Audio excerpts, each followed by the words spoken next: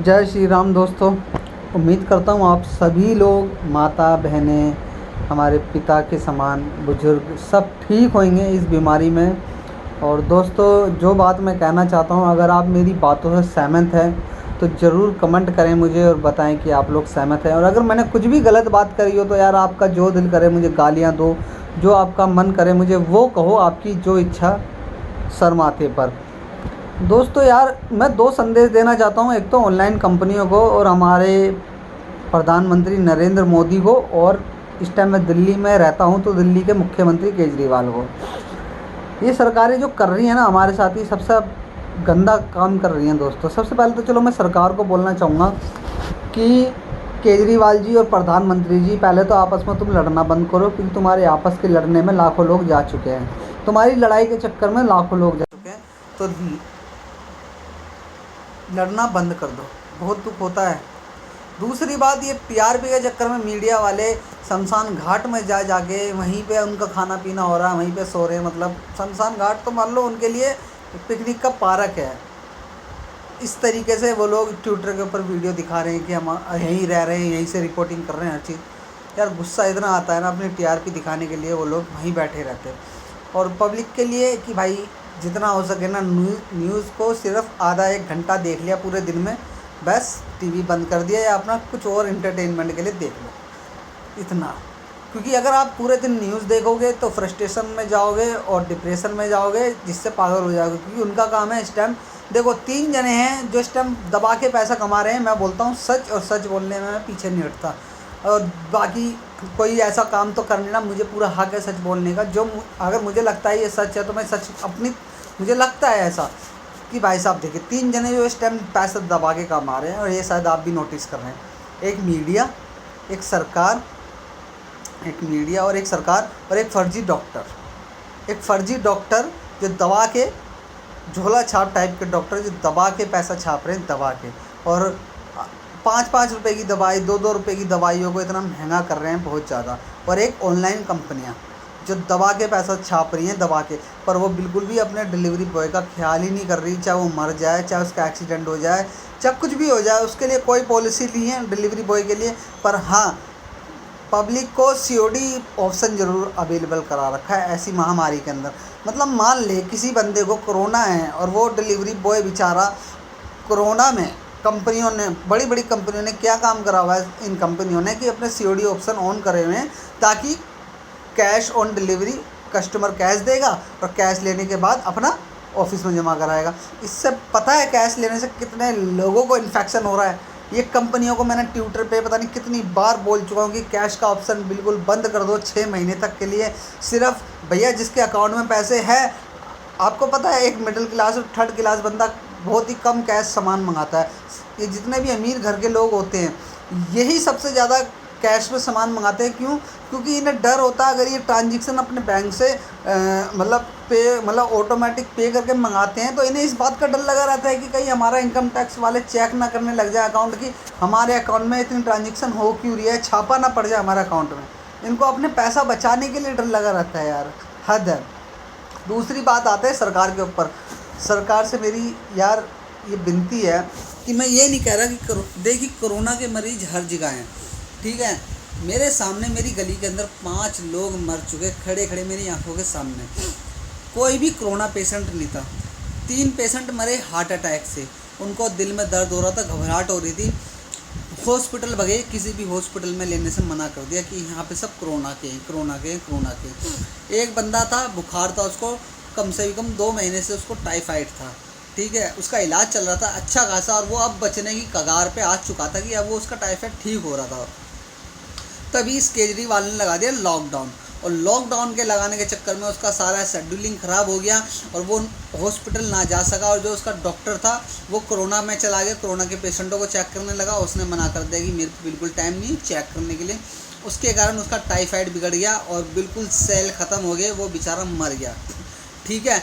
एक aunty heart attack उनको आ रखा था और वो बेचारी हॉस्पिटल गई, और हॉस्पिटल जाने से पहले ही मर गई। और उनको हॉस्पिटल वालों ने उनको तब भी चेक तक भी नहीं करा, कहा कि ले जाओ।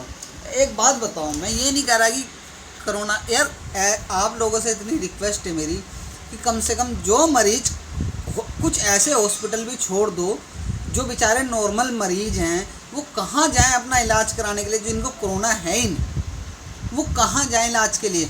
दिल्ली में जहाँ मैं रहता हूँ वहाँ की कुछ हॉस्पिटलों के नाम गिना देता हूँ, जैसे हिंदूराव हो गया, वो साला पूरा कोरोना का हो गया।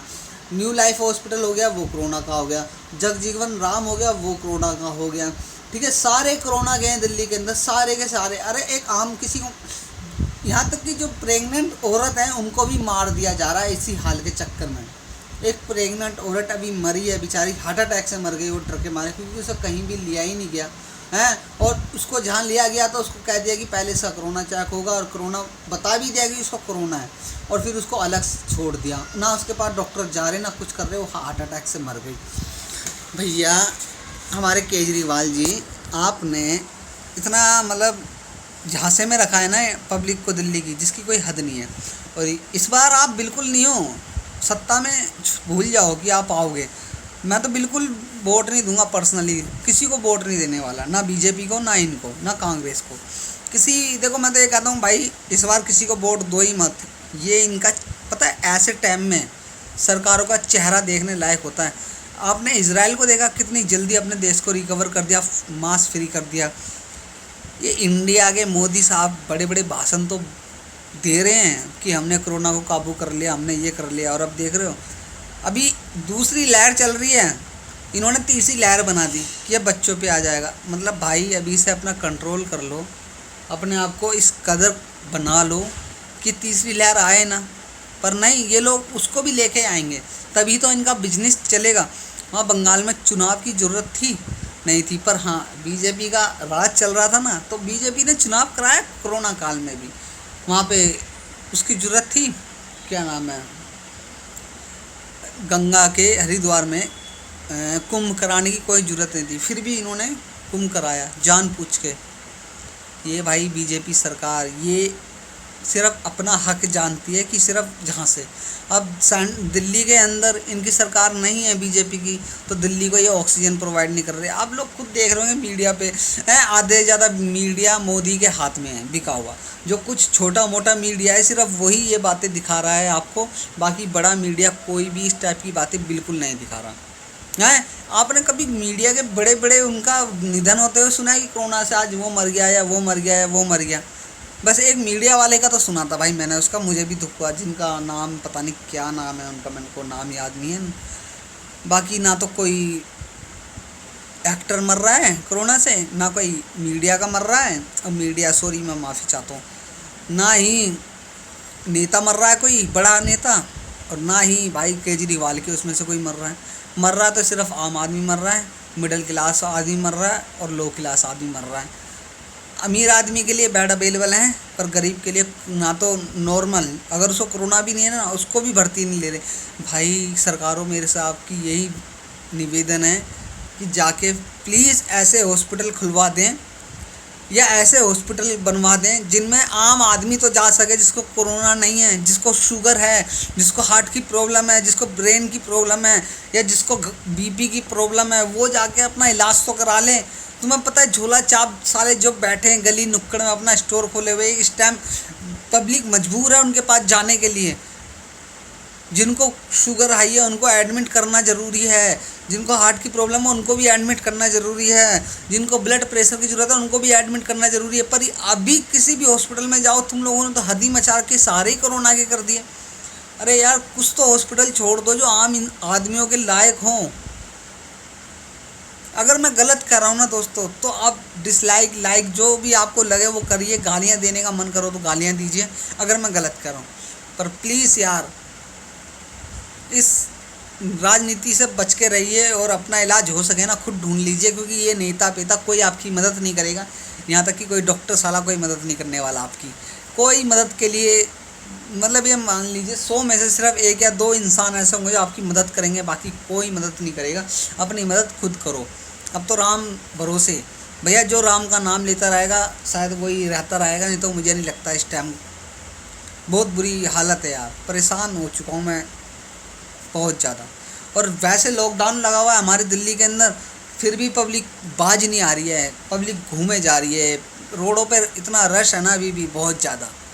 तो किस चीज़ का का लॉकडाउन है, या तो पूरे भारत में जैसे पहले लगाया था ना लॉकडाउन की, गली में भी साला एक कुत्ता नहीं भटकता था, सिर्फ जानवरों को छोड़ के इंसान भटकता ही नहीं था, ऐसा लॉकडाउन लगा दो तो फिर भी बात है कि हाँ भाई इसको कहते हैं लॉकडाउन और इससे चैन टूटेगी। पर नहीं, लॉकडाउन भी ढंग से नहीं लगा रहे ये लोग, और यही है जो भी है। देख लो जी अब सरकार का कह सकें, इन्हें दुखी कर दिया इन्होंने, आम आदमी की बजा दी घेर के। मिडिल लो क्लास तो खैर भूल जाओ, वो बेचारा बीमारी से नहीं मरेगा तो वो भूख से मर जाएगा, प्यास से मर जाएगा। ना इन्होंने इस बार राशन दिया, ना कुछ दे रहे ये लोग, कुछ नहीं दे रहे ये लोग इस बार, बस अपनी जेब भरने में लगे हैं। उधर मीडिया हो गया, नेता हो गए, फर्जी डॉक्टर हो गए, ये सब अपनी जेब भरने में लगे हुए हैं। सो प्लीज़ इनसे बचो यार, और हो सके तो एक दूसरे की खुद मदद करना शुरू कर दो प्लीज़। सिर्फ इस संसार में अभी एक जो मदद कर रहा है ना, जो कोई कर रहा है, वो है सिख धर्म, जो अपने पूरे दिल और ईमान से मदद कर रहा है। उनको सल्यूट है यार, देख के हैरान हूँ। ऑक्सीजन भी दे रहे हैं, उनसे जो बल पड़ता है ना बेचारों से, वो सब करा रहे हैं। तो उन जैसे लोगों का सल्यूट है, और मैं चाहता हूँ कि हम सब लोग ऐसा ही बने, एक दूसरे की मदद करें ग्राउंड जीरो पे जाके, प्लीज़ यार। और कुछ मीडिया वालों को भी मैं कहूँगा कि हैं कुछ जो ग्राउंड जीरो पे जाके अपना सहयोग दे रहे हैं, और ये ऑनलाइन कंपनियाँ ये बिल्कुल ख्याल नहीं कर रही। साले इनके डिलीवरी बॉय कल मरते हों, आज मर जाएं, एक्सीडेंट से मर जाएं, हैं किसी भी चीज़ से मर जाए ना, कोई फ़र्क नहीं है, बस इन्हें तो पैसा आना चाहिए, पैसा किसी भी तरीके से। COD बिल्कुल बंद नहीं कर रही हैं ये लोग। तो दोस्तों, अगर ये मेरा संदेश आपको लगा हो कि इसको फॉरवर्ड करना चाहिए आगे, सो प्लीज़ फॉरवर्ड करिए। और बाकी लगा हो कि नहीं भाई ये बकवास कर रहा है, तो यार डिलीट कर देना वीडियो को, या जो भी दिल करे वो कर देना। बस मेरी दिल की इच्छा थी, तो आपको मैंने बता दिया ये ड्रामा हो रहा है।